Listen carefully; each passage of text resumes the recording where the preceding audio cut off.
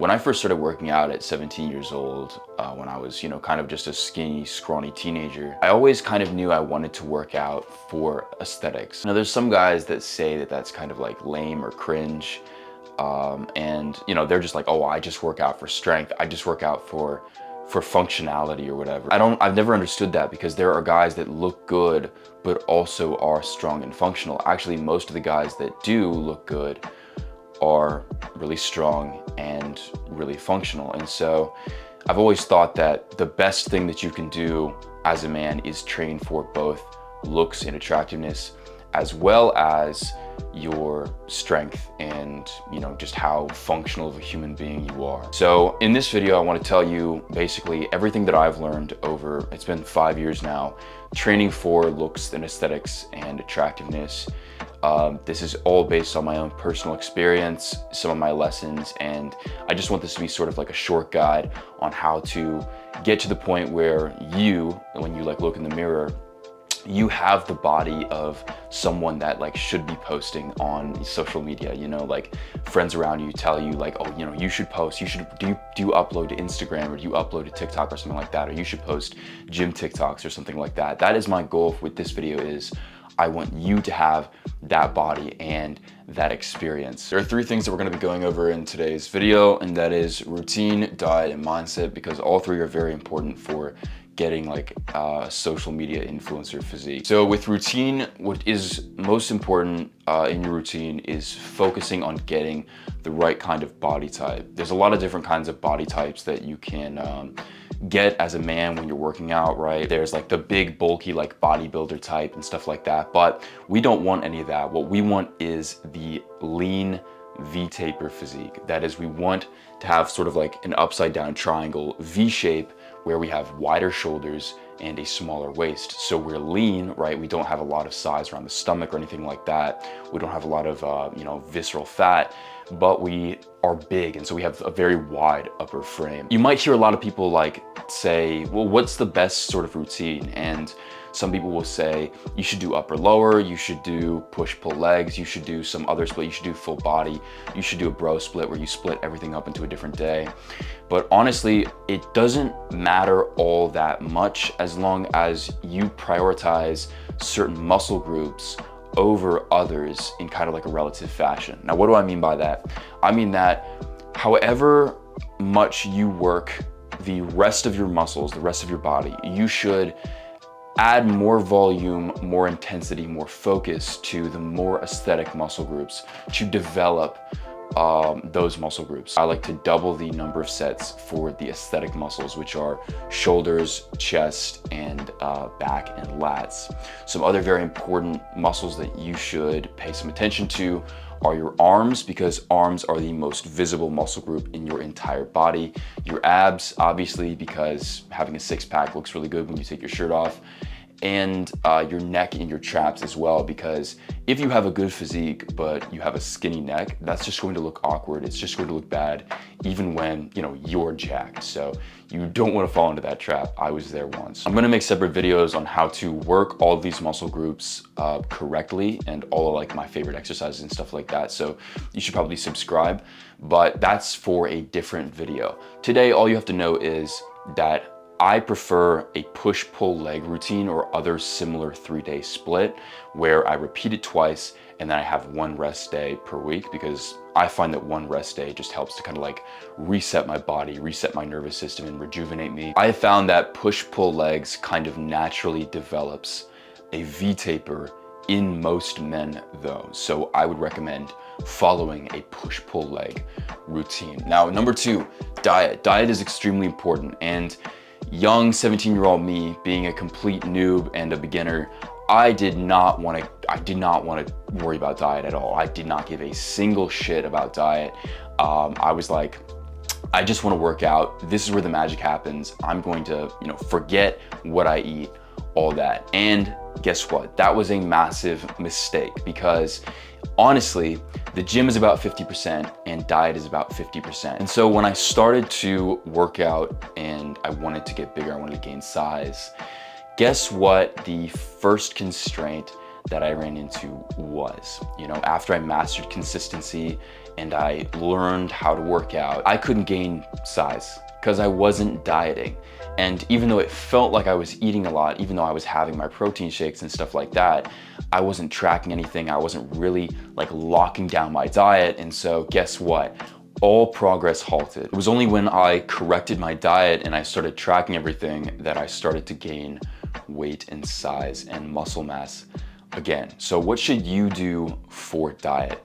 It'll depend a lot on your body type right now, like your starting body, but I do not recommend going on a cut. Even though our goal is kind of a lean, like upside down triangle V-taper, I don't recommend going on a cut, especially if you're a teenager. And the reason for that is when you're cutting, it becomes very difficult for you to gain muscle mass, even if you're working out super hard. And if you're a teenager, then it can mess with puberty and growth. So for the sake of growth, we probably shouldn't have you cut, even if you start out kind of fat. What I want you to do instead is do a lean bulk where you're in a calorie surplus, but you get all of your food from whole food sources.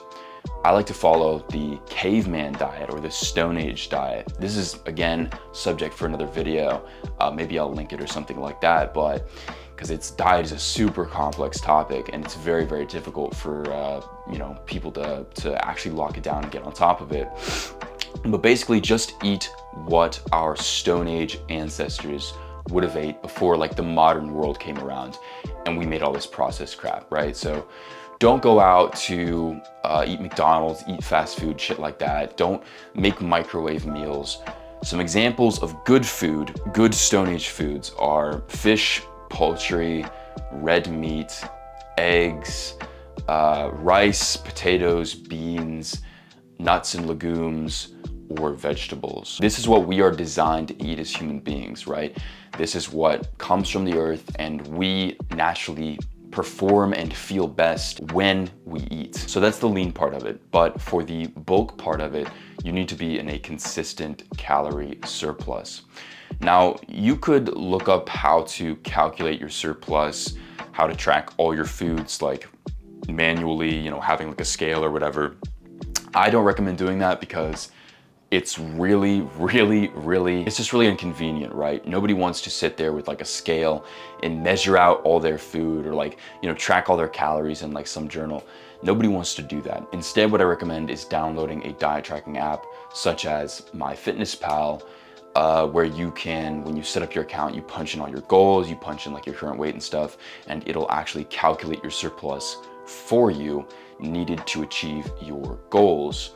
And then you can just search up any food and log it, and it'll automatically, like by name, know all the calories, know all the macronutrients. It's just super convenient.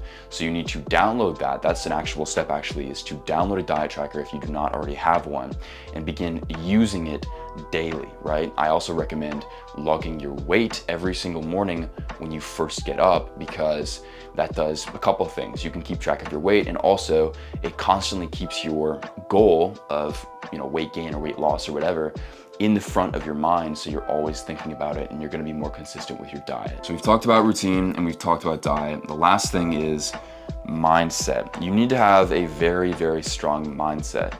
If you do, you want to do everything else right, but your mindset's bad, right? You're still kind of weak, you're still kind of lazy, then you're not going to achieve any of your goals. Even if you want to, even if you possess the right knowledge, it's just not going to happen. You need to have a mindset of discipline, not motivation. That's the most important thing, is you do what you're supposed to, even when you feel like it or don't feel like it. Feelings are fleeting. What matters more is how disciplined are you? Can you show up to something whether you really want to or you don't want to at all? You also need to have the mindset of consistency. Consistency is the most important thing when you're trying to get like the TikToker physique, right? You need to be consistent in your diet. You need to be consistent in your training. The man who is consistent but follows kind of an imperfect diet and kind of an imperfect routine will outperform the man who is inconsistent but follows like the perfect diet and the perfect routine, because that man won't achieve anything at all if he's inconsistent. You also shouldn't obsess over your end goal all of the time. It's good that we know that, you know, you have a goal physique of like, you know, sort of a social media influencer, like you want to look like you belong on social media. That's good, but when you kind of obsess over it, it leads to a lot of stress, overthinking. Sometimes you feel like you're never there, and so you're like, oh, maybe I should change up my routine and stuff like that, and that can lead to inconsistency. It isn't helpful. What is a more helpful mindset is trying to outperform yourself every day, every training session. It's more important that you focus on making the most out of every single session than it is to, you know, oh, and have I achieved the physique yet? But the answer is every single day, no, because that takes a long time. And if you want sort of advice on how to you know, make the most of every session, I talk about a lot of that on this channel, so I recommend, again, subscribing so you can catch one of those videos when I put it out. And on that topic, you need to have a mindset of improvement, right? So a lot of guys, they'll go to the gym, they'll be somewhat consistent, but when it comes to actually being in the gym, they never try to progressive overload. They never try to improve their numbers. And that's a massive mistake because that is wasted time. Every single time you go into a training session, you should be trying to improve your numbers over last time. That could just be one extra rep on one lift. That could be adding 5 pounds to one exercise, anything. Go into a gym workout with the goal of improving just one number at least. It's not so important that you always achieve that as it is that you try to achieve that every single session, because improvement is, you know, it's going to be kind of slow, it's going to take time, and we can be pretty impatient. But if you don't try to improve, then not only does improvement take a long time, like building the muscle, starting to look better, right? Starting to look more attractive, widening of the shoulders. Not only does that take a long time, but now you're making it take longer because you are procrastinating on trying to progressive overload. Thank you so much for watching. Go watch this video.